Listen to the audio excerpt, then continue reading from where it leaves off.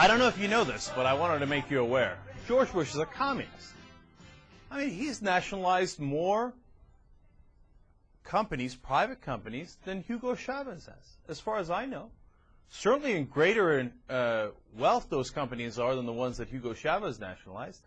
Right now, America might have more nationalized private companies. Well, they're no longer public. They've been nationalized by George W. Bush, the communist, than Russia does. It's unbelievable. You think I'm kidding? I'm not kidding.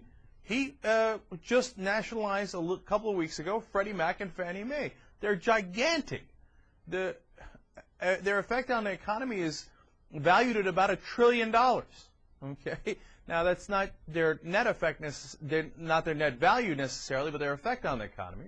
And he just put out an $85 billion loan to bail out AIG, the largest insurer.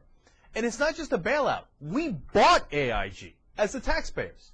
Congratulations, you're now the proud owner of AIG. The American taxpayer now owns 80%. To be accurate, 79.9% of AIG. We are the majority shareholder.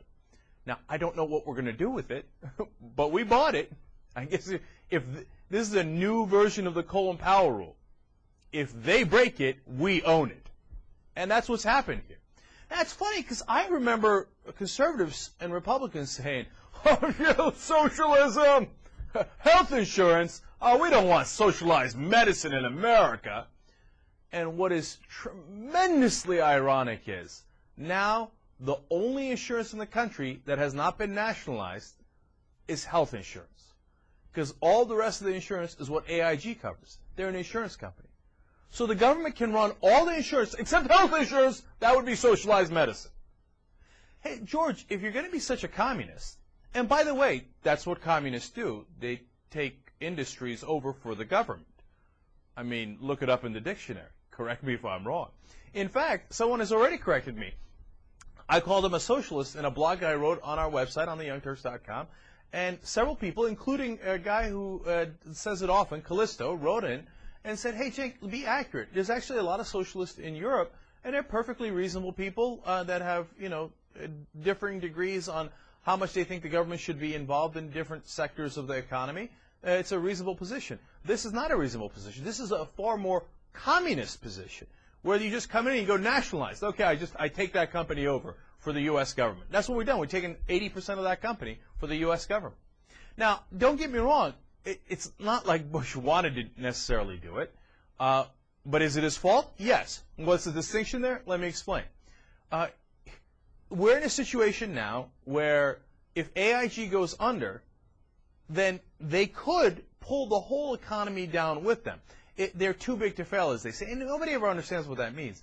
What it means is, look, all of the loans that we have out there, they're not sitting in the actual money is not sitting in the bank. So if you put in, let's say, an account into the bank, $1 million, right? You're John McCain supporter, you're rich, you put in $1 million to the bank. The bank doesn't have the $1 million. It's not sitting in their vaults. As a general explanation of the whole industry, I'm going to simplify it here, right? What they have is they have anywhere between 1 to 10% of that money. And they know that everybody isn't going to come at once and ask for 100%. But if enough of these financial companies go under and people want their 100% back, they look in the vault and they go, well, we got about 5% of it. And then you have an economic catastrophe. That's why they're too big to fail. That's why we have to bail them out. But we also have to bail them out because they screwed up. And how did we get here? How did they screw up? Well, Bush and John McCain, they said, regulation. We don't need no stinking regulation. And the Republican Party in general, and by the way, some Democrats as well. And they said, yeah, look, when you get a chance, deregulate everything, right? And no, just trust Wall Street. They won't take too many risks. They'll be fine. Invisible hand. It'll just regulate the market on its own. It'll be terrific. We can trust them with the social contract. And then today, John McCain turns around and he's amazed. He said, oh my God, it turns out they broke the social contract. They tried to make more money. They got greedy. I couldn't see that coming. Well, frankly, Senator McCain, if you couldn't see that coming, you're an idiot. And it's not because the people on Wall Street are particularly worse people than anybody else or particularly more greedy, although some could make that case. But no, overall, they're human beings that try to maximize their gains. And their gains, a lot of times, are in the short term, allowing them to take long-term risks that they shouldn't take, knowing that they don't have to necessarily pay that money back. How do they know? How do I know? Well, boom, it just happened.